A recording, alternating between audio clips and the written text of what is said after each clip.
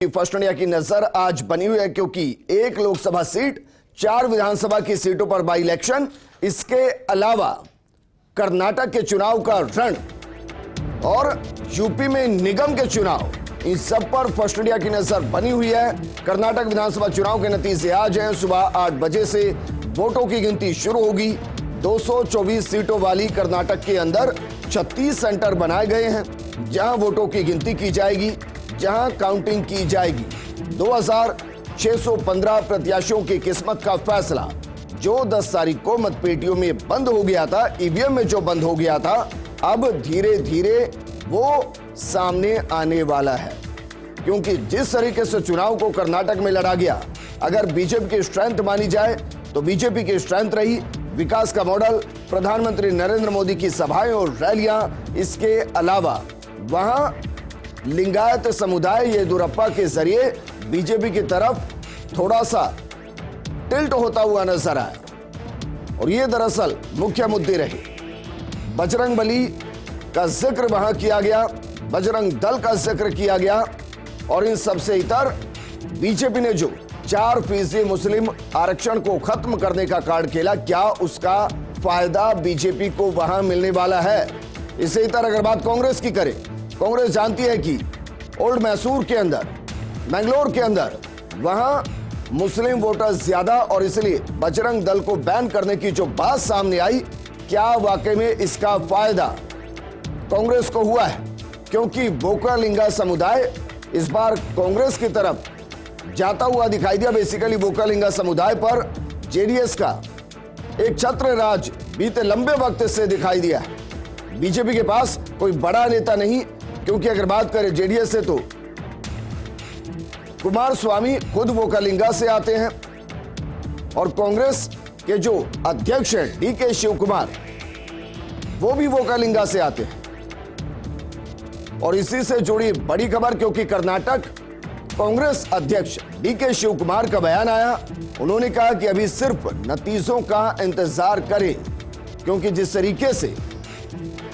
तरीके से exit poll आए, उसने कांग्रेस की बहुमत की सरकार वहां दिखाई है। अगर 1-2 जगह के परिणामों को, या कहें कि 1-2 जगह के एग्जिट पोल को छोड़ दिया जाए, तो लगभग हर जगह कांग्रेस को वहां सरकार बनाते हुए दिखाया गया है। बीजेपी 80 से 100 के बीच में दिखाई गई है। लेकिन क्या वाकई में अगर कांग्रेस वहां 1982 से पहले के दौर को वापस लाती है, क्योंकि जब हम इतिहास के पन्नों को पलटते हैं तो 1957 से लेकर 1982 तक वहां कांग्रेस का एक छत्र राज रहा है। लेकिन 1983 में जनता दल का वहां, और 1990 का वो जो दशक रहा जिसमें रथ यात्रा निकली, जिसमें कश्मीरी पंडितों के साथ जो हुआ, उसके बाद एक अलग तरीके की हवा वहां बही और उसके बाद कांग्रेस वहां लड़खड़ाती नजर आई। लेकिन सच्चाई यह भी है कि बीजेपी बहुत मार्जिन के वहां जीत नहीं रही थी। लेकिन जिस तरीके से वहां के चुनाव 21वीं सदी के साथ शुरू हुए, वहां बीजेपी काफी मजबूत हुई। बीते चुनाव के अंदर बीजेपी ने एक बार फिर से येदियुरप्पा को साधा था और उसका फायदा बीजेपी को हुआ था। जबकि जैसे ही लिंगायत समुदाय को बीजेपी ने अलग करने की कोशिश की, बीजेपी का आंकड़ा वहां 40 के आसपास सिमट कर रह गया था। इस बार सवाल यह है कि क्या वाकई में एक बार फिर से वो जादू चलता हुआ वहां दिखाई देगा, या फिर जेडीएस की जो कोर वोट बैंक है और जिसमें बोकालिंगा जेडीएस की तरफ जाता है, क्या वाकई में उसको कांग्रेस ने तोड़ दिया है डीके शिव कुमार के जरिए? और जो कांग्रेस ने यह कहा कि बजरंग दल को बैन किया जाएगा, 6% आरक्षण वापस दिया जाएगा, क्या उसने बोकालिंगा और मुस्लिम समुदाय की उस कॉम्बिनेशन को क्रिएट कर दिया जिसके जरिए कांग्रेस सरकार बनाने की स्थिति में आ सकती है? एग्जिट पोल यही बयान कर रहे हैं। लेकिन सवाल यह है कि कर्नाटक का केजीएफ ये किसको मिलने वाला है?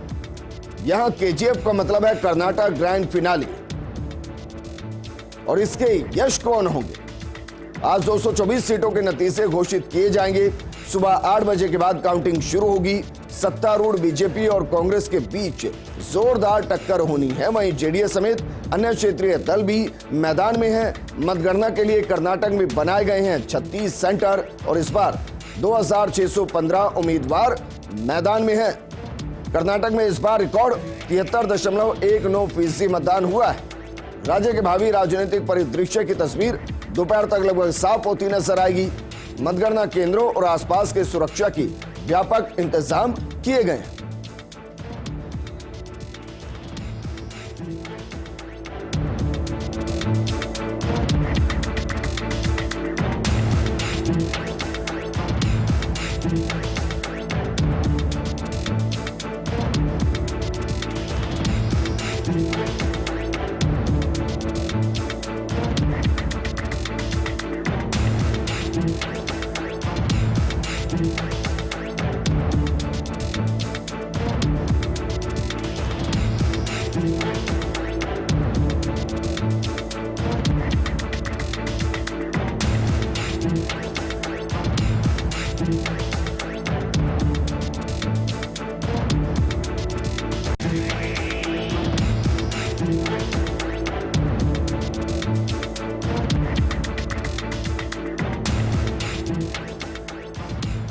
सुबह 8 बजे के बाद काउंटिंग शुरू होगी और हमारी नजर हर चुनाव के ऊपर लगी है।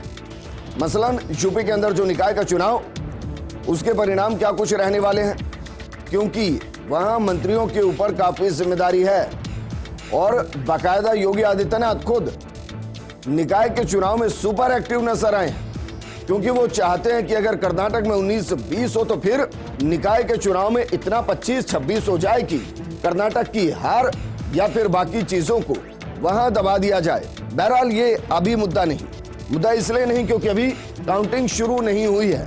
बीजेपी दावा कर रही है कि वो वहां सरकार बनाएगी और इसका अंदाजा भी आप लगाइए कि कर्नाटक का चुनाव कितना महत्वपूर्ण है, क्योंककि जो बीजेपी के राष्ट्रीय नेता है उन्होंने लगभग 200 से ज्यादा वहां सभाएं की हैं।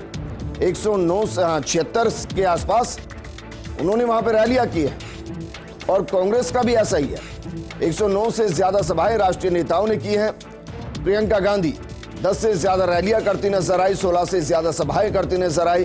राहुल गांधी 7 से 8 रैलियां करते नजर आए, 8 से 10 सभाएं उन्होंने की।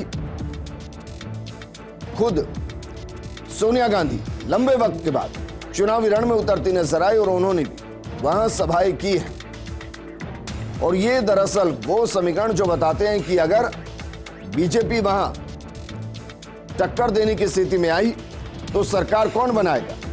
अगर कांग्रेस वहां बहुमत के साथ आई तो फिर इसका मतलब दक्षिण के द्वार के जरिए दिल्ली के द्वार क्या खोल पाएगी, इस पर भी नजर रहेगी। और सवाल यह भी कि क्षेत्रीय दल क्या वाकई में बीजेपी और कांग्रेस के बीच में वहां फंस गया है। हम बात करें जेडीएस की। जेडीएस इसलिए क्योंकि जिस इलाके से जेडीएस के प्रभाव की बात की जाती है वहां से जेडीएस अगर किंग नहीं तो किंग मेकर की भूमिका में हमेशा दिखाई दिया है और इस बार भी उसने अपने सारे पत्तों को खुला छोड़ा है। एक छोटे से ब्रेक के लिए रुक रहे हैं, लेकिन आप कहीं मत जाएगा, क्योंकि इस सिंहासन की लड़ाई के बीच में जब काउंटिंग शुरू होगी तो दौड़ में कौन जीतेगा ये तस्वीर धीरे धीरे साफ होगी और फर्स्ट इंडिया उस तस्वीर को आपके सामने लेकर